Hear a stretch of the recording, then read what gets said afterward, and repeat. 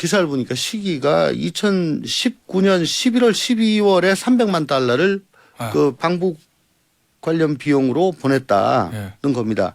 그러면 방북하려면 퍼레이드를 해야 되는데 예. 거기에는 헬리콥터 띄워야 되고 벤치도 필요하다. 그래서 한 500만 원 달러를 달라 했는데 그거 힘들다 300만 달러 예. 줄게 해서 300만 달러가 갔다는 건데 경기도지사가 가는데 퍼레이드를 한다?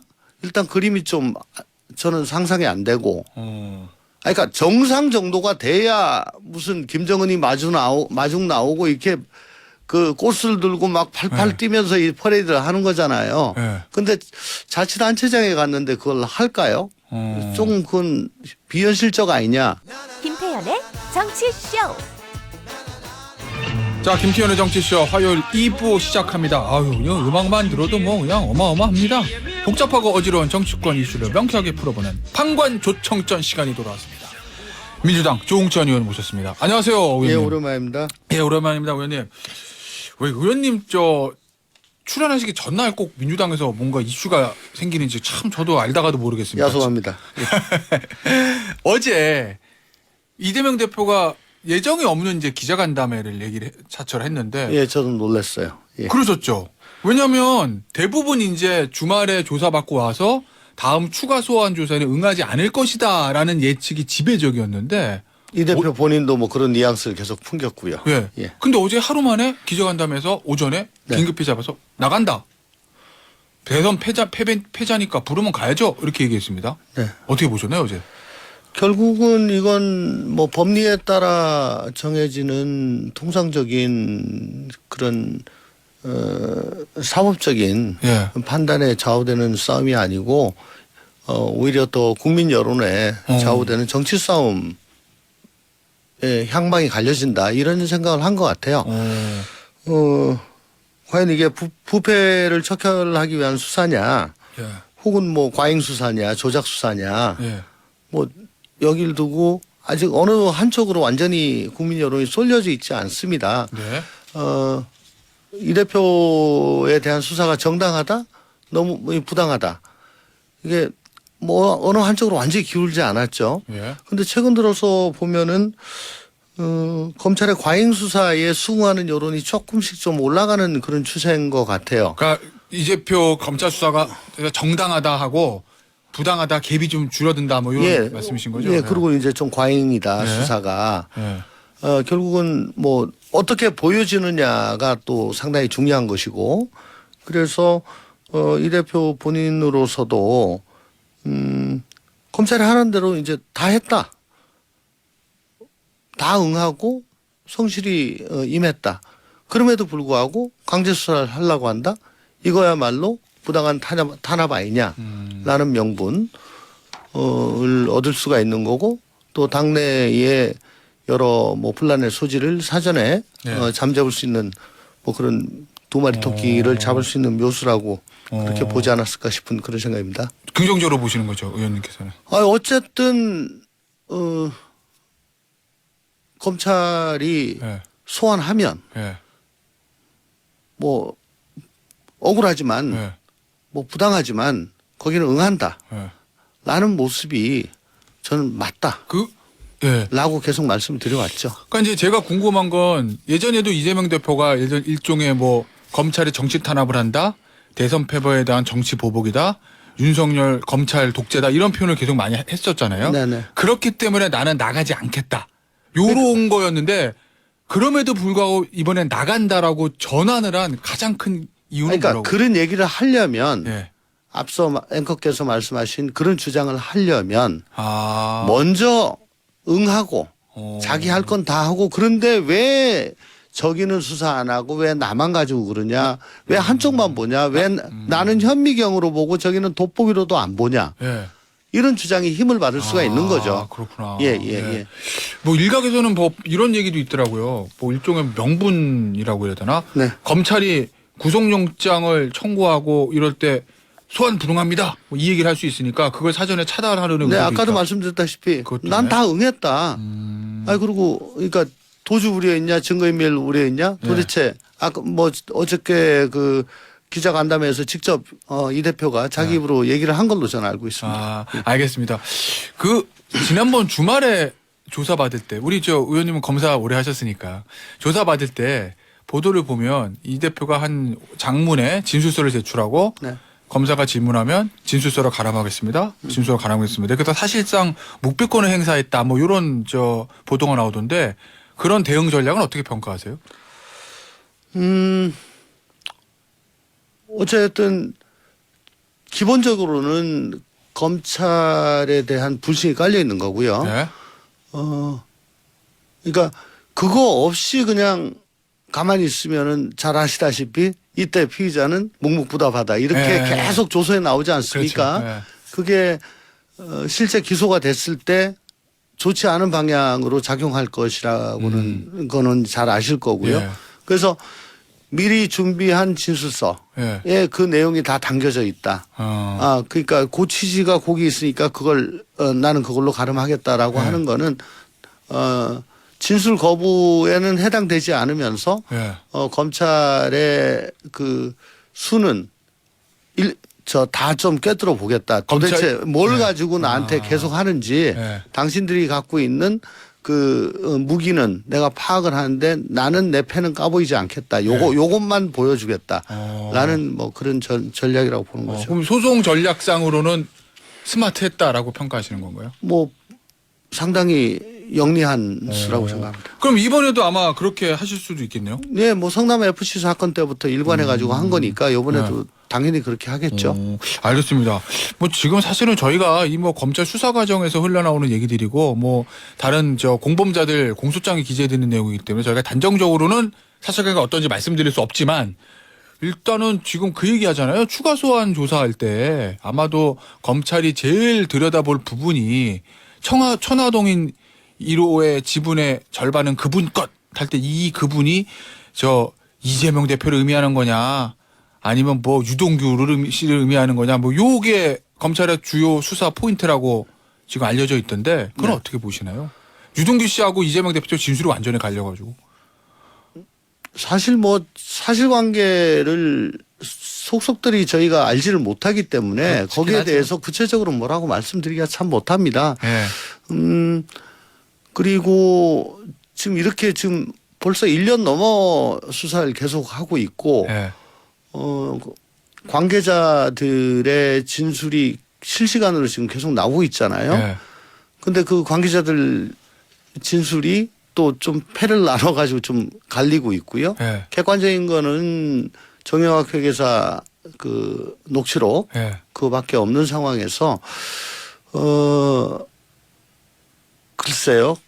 그 뭐라고 저 검찰이 주장을 하고 네. 추궁을 해도 지금 딱 부러지는 뭐 우리가 얘기하는 꼭지를 따는 게 지금 네. 별로 없어 보이기 때문에 거기에 대해서는 또 곧장 다른 반박이 네. 가능할 걸로 보여지는데 근데 제가 꼭 한마디 좀 말씀을 드리고 싶은 것은 그거를 보완하기 위해 가지고 검찰이 피의사실 공표를 지금 계속하고 있어요. 예를 들면은 지난주 수사 과정에서 뭐 성남시장으로 결재한 대장동 사업 관련 서류 결재 네. 서류를 뭐 제시를 했더니 뭐 이 대표가 변호사하고 좀 상의하겠다 해서 뭐 30분간 네, 딱 맞아요. 30분간 뭐 면담을 하고 와서는 네. 뭐 진술서로 가름하겠다. 아. 이런 거는 수사에 직접 참여한 사람이 아니면 이게 도저히 나올 수가 없는 대목이잖아요. 예, 예. 이런 것들이 계속 나오고 있단 말입니다. 예. 저번 성남FC 때도 뭐 네이버 관련 네이버 내부 문서를 제시했더니 뭐 당황하면서 이게 정신상이 그렇다는 거냐. 예, 예. 그 보도 이런 있었어요. 것들이 계속 나옵니다. 예. 그러니까 그 검찰이 수사 미진한 부분을 자꾸 이렇게 피의사실을 공표하고 흘림으로써 그걸 메꾸려고 하고 그걸로 여론을 끌어들이려고 하는 것 같은데 이게 과연 공판에 가서 이게 통할까 하는 그런 생각이 들고 이거는 온당치 않은 처사다. 그래서 지금 뭐 정치 검찰이다 이런 얘기를 자초하고 있는 거다. 저는 그렇게 좀 한 말씀 드리고 싶습니다. 알겠습니다. 다른 얘기 좀 해보죠. 오늘 아침에 보도가 조간신문 보도 어제 이제 메인 뉴스부터 보도가 됐던 건데 이 김성태라는 사람 전 쌍방울 회장 네. 예전에 다른 방송에서 이 대북 송금 이게 어디로 튈지 모른다라는 취지의 말씀을 하셨잖아요. 네. 근데 오늘 보도된 거 보니까 이 대북 송금과 관련해서 이 김성태 전 회장이 검찰에서 진술한 내용 두 가지 이재명 대표의 방북을 위해서 2019년도에 그 방북 비용을 한 500만 달러인가요? 400만 달러. 300만 달러. 300만 달러를 북한에 보내려고 했다. 네. 요거 하나. 그다음에 저 이화영 전 경기도 평화부지사를 통해서 중국에서 대북 사업가들하고 있는 자리에서 이재명 대표와 통화했다. 요 두 가지 얘기가 나왔는데 네. 네. 이게 대북 송금과 관련된 거 하나. 그다음에 김성태 전 회장이 이재명 대표 몰라요라고 얘기했었는데 진술이 바뀐 거거든요. 네. 지금 상황이. 일단 진술 바뀐 부분은 어떻게 보세요?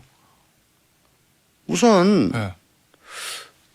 그 시기가 제가 기사를 보니까 시기가 2019년 11월 12월에 300만 달러를 네. 그 방북 관련 비용으로 보냈다는 네. 겁니다. 그러면 방북하려면 퍼레이드를 해야 되는데 네. 거기에는 헬리콥터 띄워야 되고 벤츠도 필요하다. 그래서 한 500만 원 달러를 달라 했는데 그거 힘들다 300만 달러 네. 줄게 해서 300만 달러가 갔다는 건데 경기도지사가 가는데 퍼레이드를 한다?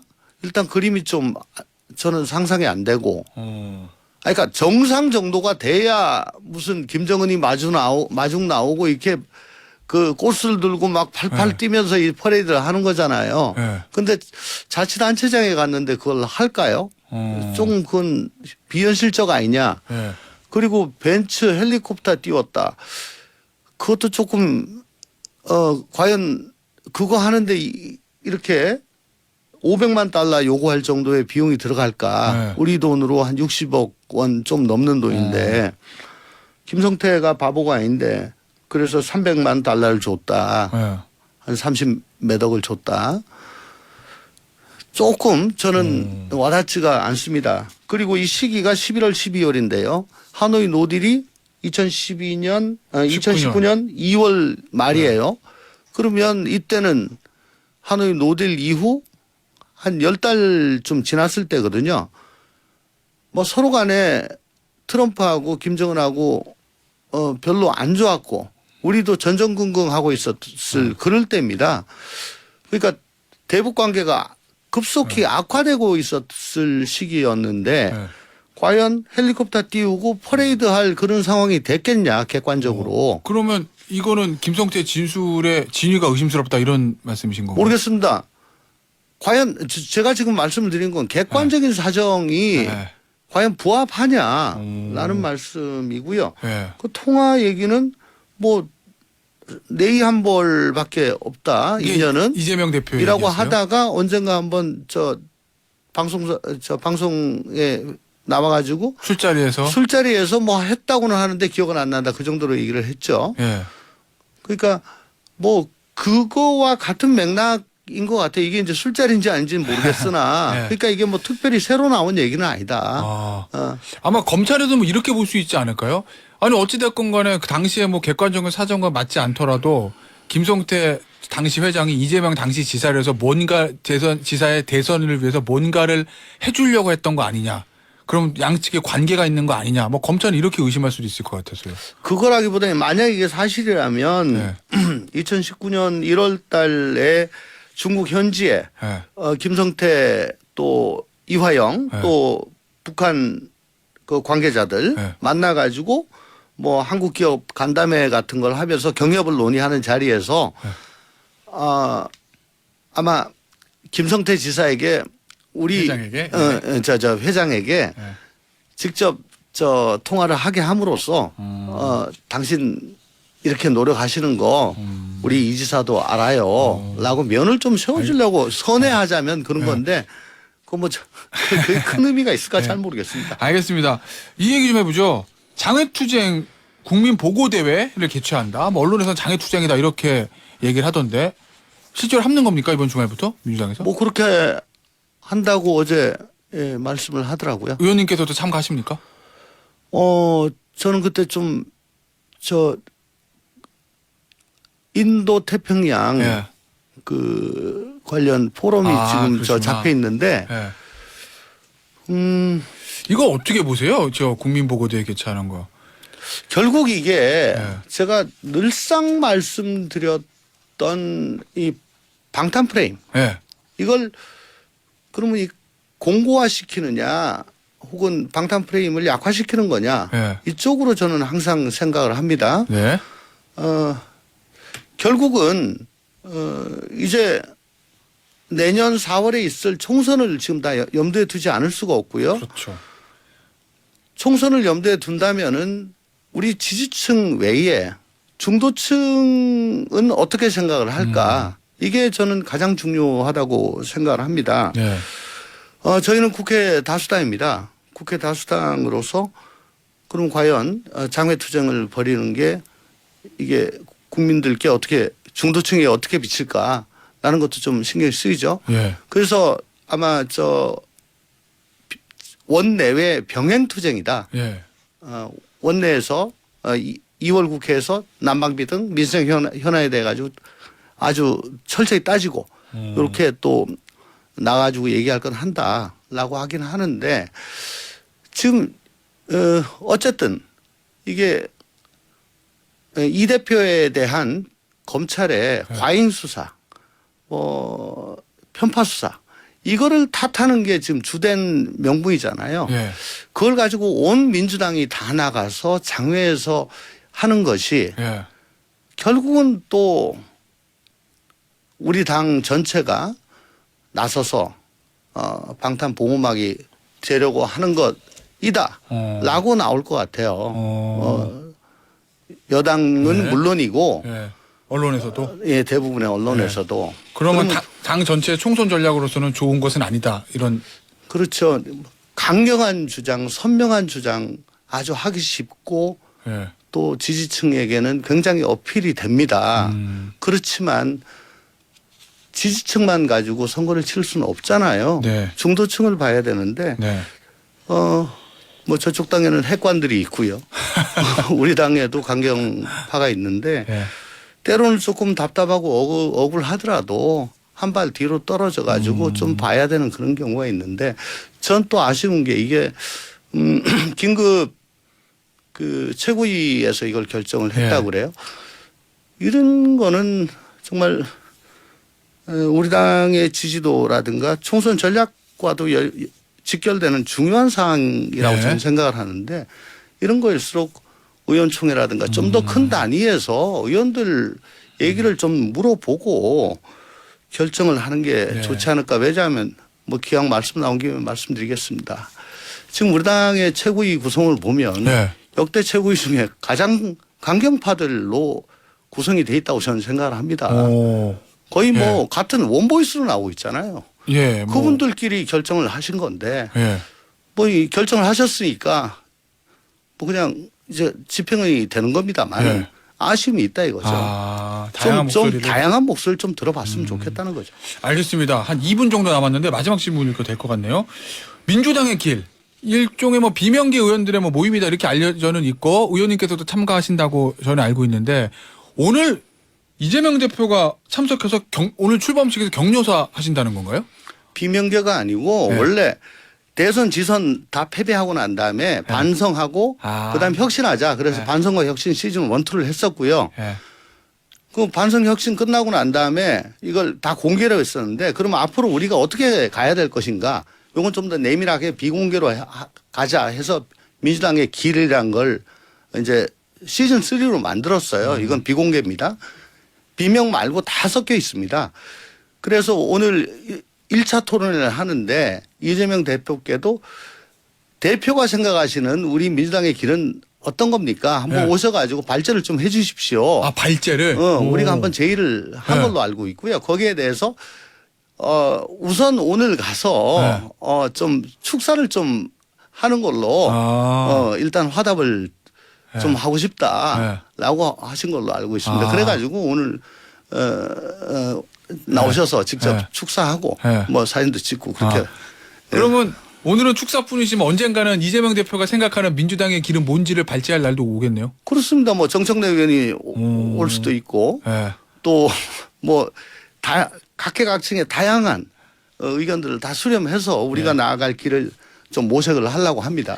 알겠습니다. 야, 오늘 저 판관 보청천 모시고 역시 뭐 이재명 대표 수사 관련된 이야기하고 민주당의 길 짚어봤습니다.